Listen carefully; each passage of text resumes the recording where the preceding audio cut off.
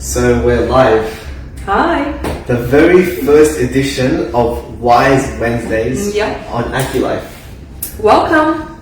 Welcome to Wise Wednesdays. Welcome to Wise Wednesdays. So what we're going to do, being a very first Facebook Live on Facebook for everyone to see, and on Instagram we're going to share it as well, is we're just going to have a very chill, laid-back chat for a few moments. And for this very first one, I wanted to introduce to everyone who we are, what we're here, and what AcuLife is. So it all starts with Dr. Zain. Thank you, Dr. Mohammed. So my name is Zainab. I'm Mohammed's mom. We have started AcuLife together because I started studying acupuncture many years ago, and basically I came across acupuncture because I wanted to go into a more natural, holistic path of well-being.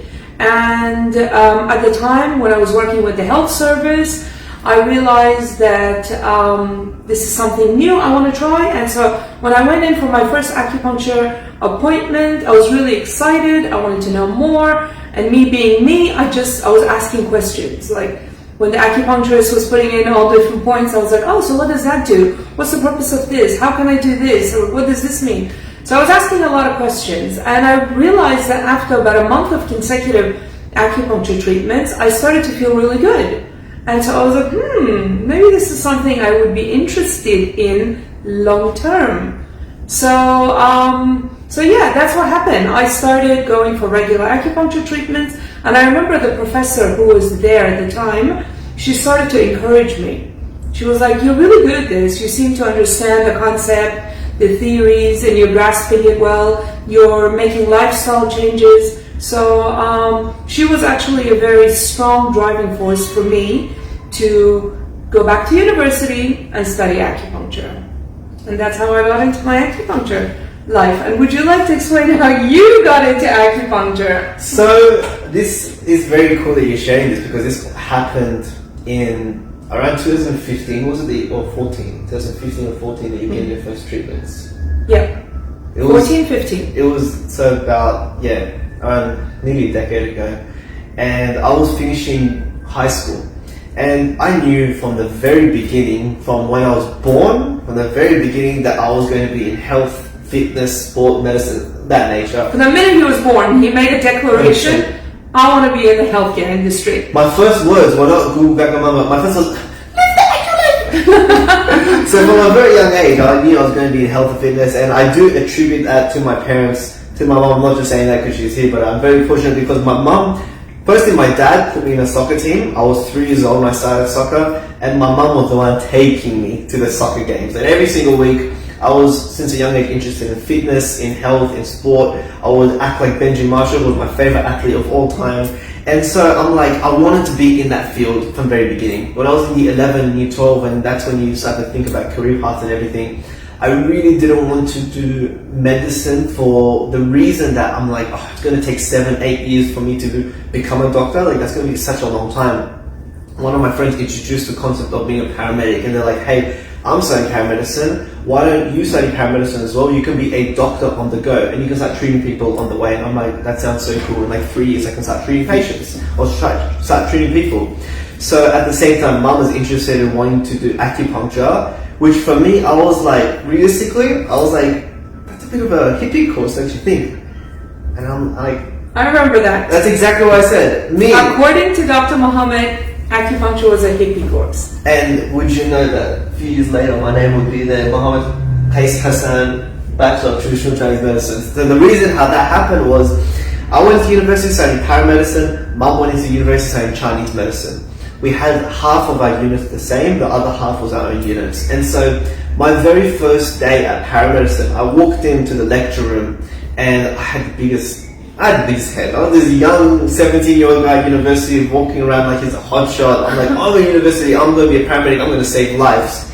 I sat in the lecture theatre, and the very first thing that the university lecturer at paramedicine said was, look, I'm going to break it to you guys. If you don't have the heart to go to a kid and say, look, I'm sorry, your mum or dad overdosed, we couldn't save them as a paramedic, then this is not the course for you. if you can't go to a parent and say, hey, look, your child died and was drowned and we cannot save them, and you can look the parents in the eye and say that, then this course is not for you. I knew there and then that I was not going to be a paramedic. But it took me like a few weeks, like 3-4 weeks to actually realize this. And I really didn't know what I wanted to do exactly, but I knew I was going to be a doctor. Even in high school, people would be like, Dr. Moe as a joke. I knew it was going to be me. Mum would come home. I wouldn't speak about paramedicine. I'll speak about the uni lifestyle. But Mum would come home and speak about Chinese medicine. At that time, I remember TCM 1, which is the very first unit you study. Mum was speaking about the fundamental concepts of yin, yang, qi, blood, the basics of Chinese medicine.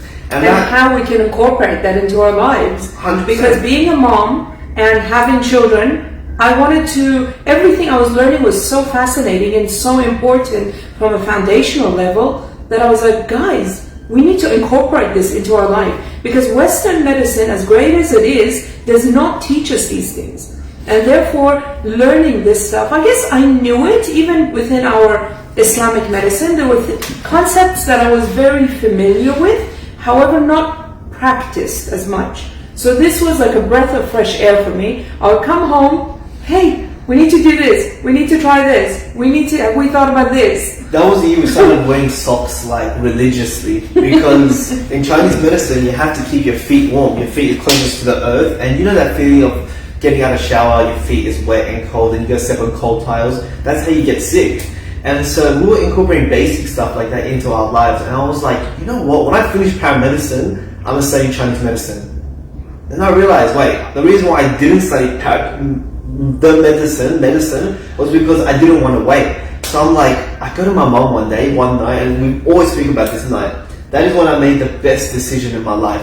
I went to my mom like, and we're from Afghanistan originally. I was born in Australia, but my parents are from Afghanistan. And so being an ethnic person, going up to your parents and saying you don't want to do a uni course, they're like, well, why?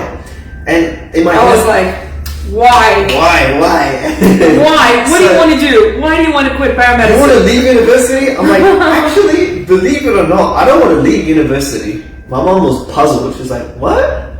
I'm like, I want to study traditional Chinese medicine. And she was like, wow, I've converted him to Chinese medicine. From calling TCM, traditional Chinese medicine, a hippie course, to actually becoming a student of Chinese medicine, it was crazy. And from then, that was the best decision I ever made in my life. And I say that quite openly, so people can realize that, you know, if you didn't know what you wanted to do in year 11 and 12, I was in university. I got into I got a really good ATA. I was the best student, all that stuff, awards, you name it. But still, I didn't exactly know what I wanted, because I believe the universe guided me to making this decision. And so, that's how I was very happy, of course, because number one, I was always, from a parent's perspective, there was always the fear of having a child that's a paramedic. Like, unfortunately, we heard about that paramedic a few months ago who was stabbed to death. Things like that. In that area, like in Campbelltown, 10-15 minutes from where you know. So the fear of that was always within me. However, I didn't want to stop him from achieving his goals, wanting to do what he wanted to do in life.